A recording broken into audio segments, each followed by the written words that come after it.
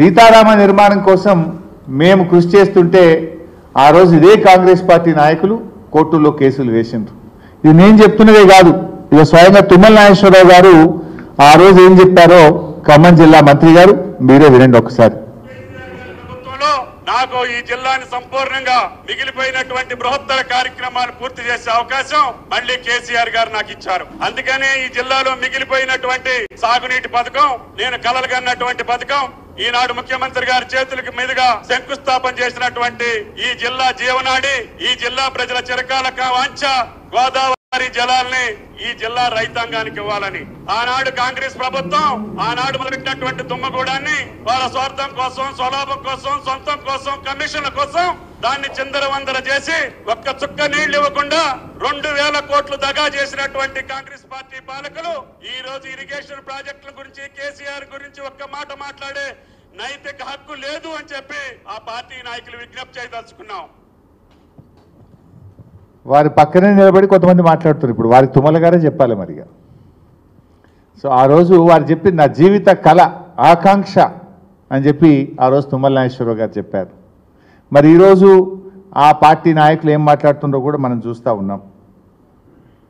నేను అడుగుతున్నా తుమ్మల నాగేశ్వరరావు గారిని, సీతారామ ప్రాజెక్టు నిర్మాణం ఇది బీఆర్ఎస్ పార్టీ ఘనత కాదని గుండెల మీద చేసుకొని చెప్పమనండి.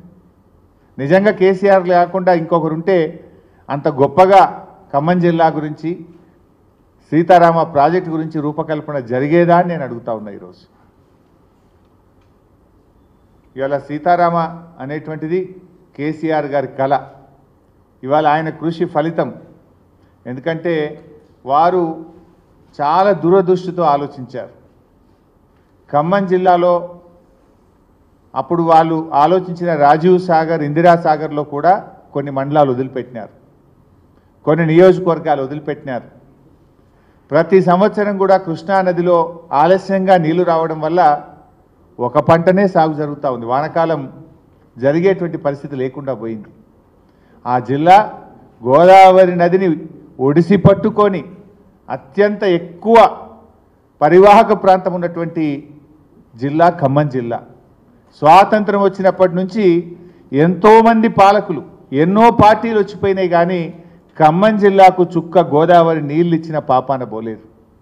అందుకే కేసీఆర్ గారు ఖమ్మం జిల్లా 2 పంటలు పండాలి, 2 పంటలు పండేటువంటి జిల్లాగా ఖమ్మం జిల్లాను మార్చాలని చెప్పి వారు సీతారామ ఎత్తిపోతల పథకానికి రూపకల్పన చేసినారు.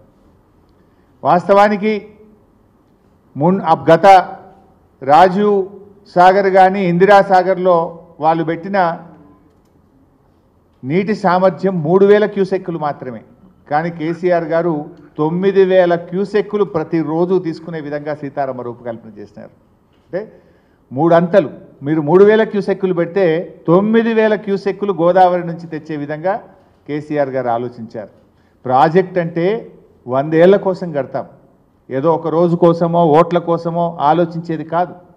భవిష్యత్ తరాల కోసం 100 ఏళ్ల తర్వాత ఉండేటువంటి అవసరాలను దృష్టిలో పెట్టుకొని ప్రాజెక్ట్ నిర్మిస్తారు.